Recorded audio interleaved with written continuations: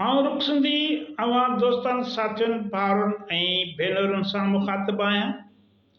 अवां भाइरुनि भेनरुनि दोस्तनि ऐं साथियुनि जी वॾी महिरबानी जो मुंहिंजे चैनल खे पसंदि पिया कयो, वीडियोस खे ॿुधो पिया, लाइक पिया कयो। हाणे बि इहा ई उमेद आहे त अव्हां चैनल जे मिली वीडियोस खे ॾिसंदा, उन्हनि ते पंहिंजी राय ॾींदा, उन्हनि खे लाइक कंदा ऐं दोस्तनि सां शेयर कंदा, जीअं सिंध जी सही सची सरबस्ती तारीख़ वधि खां वधि माण्हुनि ताईं पहुचाए सघिजे।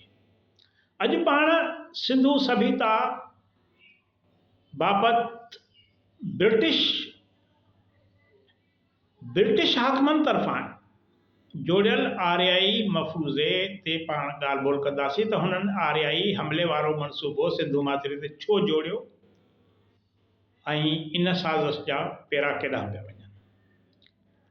असल में दुनिया जे वॾी जाग्राफियाई एराज़ीअ ते कब्ज़ो कंदड़ अंग्रेज़ इंतिहाई चालाक, मकार ऐं पंहिंजे मुफ़ादनि जे तहफ़ुज़ ख़ातिर मुस्तक़बिल लाइ डिघी रिथाबंदी कंदड़ क़ौम हुई।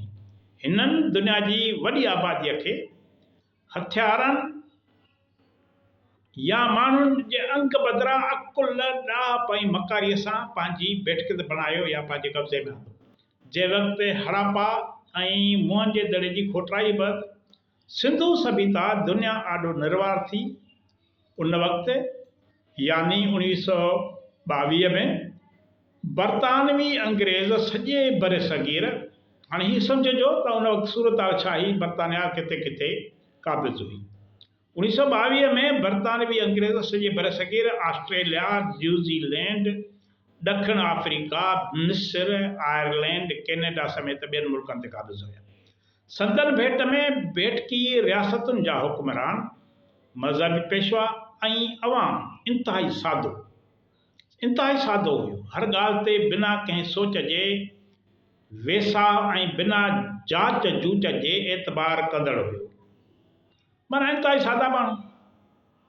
अंग्रेज़नि बर सगीर समेत जिन बि रियासतुनि ते कब्ज़ो कयो, उतां जे अवाम में मौजूदु मज़हबी, तबक़ाती ऐं बिरादरी तकरारनि ऐं तज़ादनि जो गहरो मुतालियो कयो।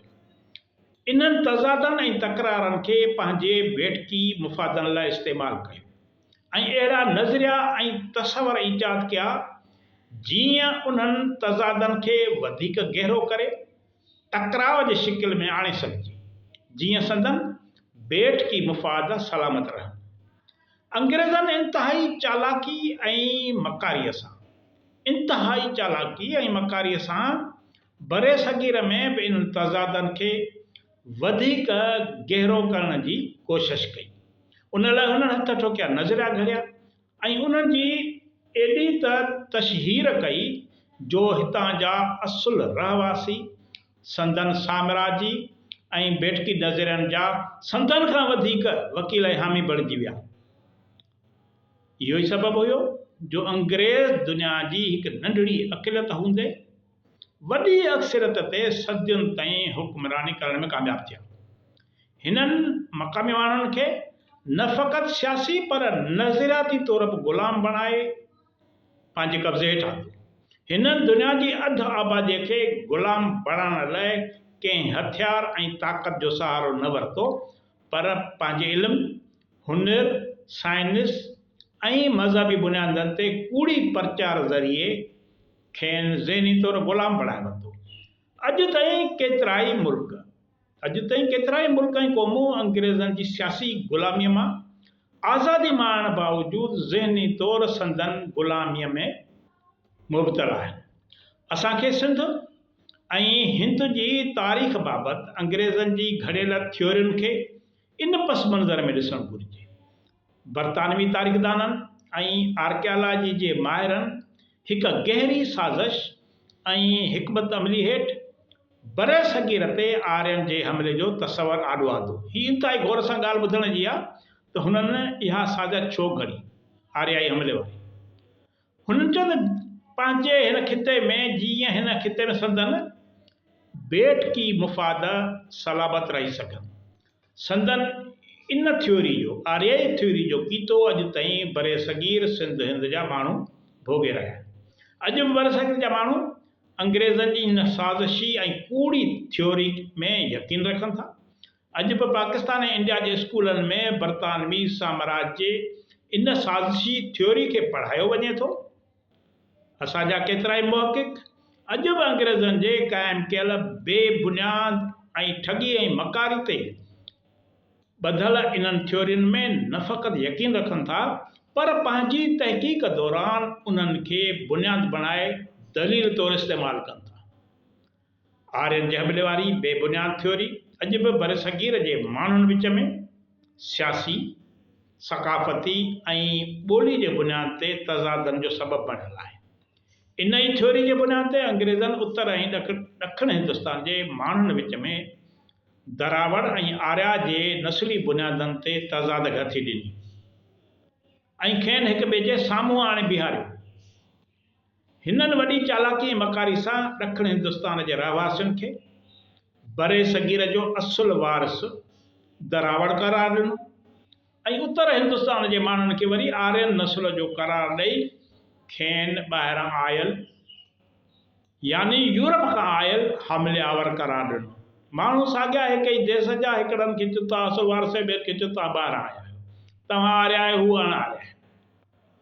साॻी तरह हितां जे क़दीम असूके हिंदू मज़हब खे बि